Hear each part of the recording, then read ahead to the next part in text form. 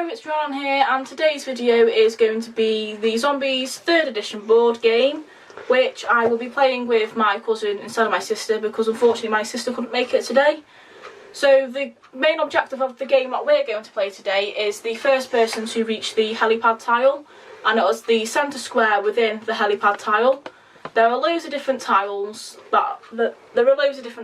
so they can either look like the crossroads tile, or they'll have a corner on them, or they will go in a straight line. Some also have buildings on them, so this will be the sporting goods store, and they tell you how many zombies, how many lives and how many bullets there are.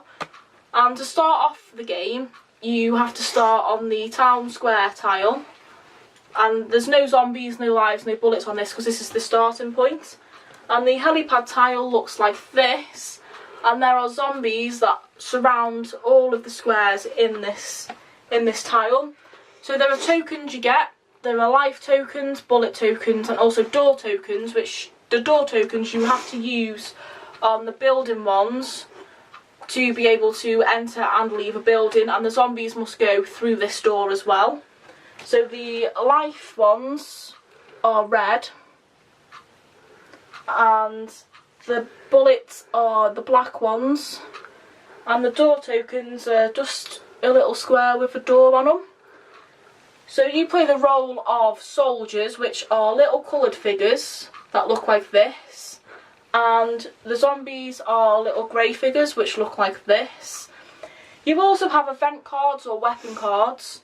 So the event cards look like this, and the weapon cards will either have a fire axe or a shotgun or ammo, and you can use these to the advantage of yourself. So you can either stop another person from advancing, or you can place them anywhere on the square, or they're also good for you as the player, because this one, for example, is the first aid kit, and you can use this instead of losing a health token on a combat roll. So the Tunic Sequence is to determine who goes first. The highest number rolled on the dice by the person is the one who goes first. And then what you do is you have a movement roll first, which I like to use the blue dice. So there's two coloured dices, a red and a blue. They're both 6-sided dices. So the blue dice I like to use as my movement roll, and the red dice is my combat roll and also the zombie roll. So the first movement is your movement roll, so you'll roll your dice, and whatever number that lands on will be how many times you move your little soldier. If you land on a square with a zombie on it, you must roll a combat roll before advancing, and in order to defeat the zombie you need to roll a 4 or above. If you don't, say if you got a 3, you could use a bullet to make up to the number 4. So you'll use the bullet to make the 4, and then you'll defeat the zombie. Or if you had 2, you'll use 2 bullets.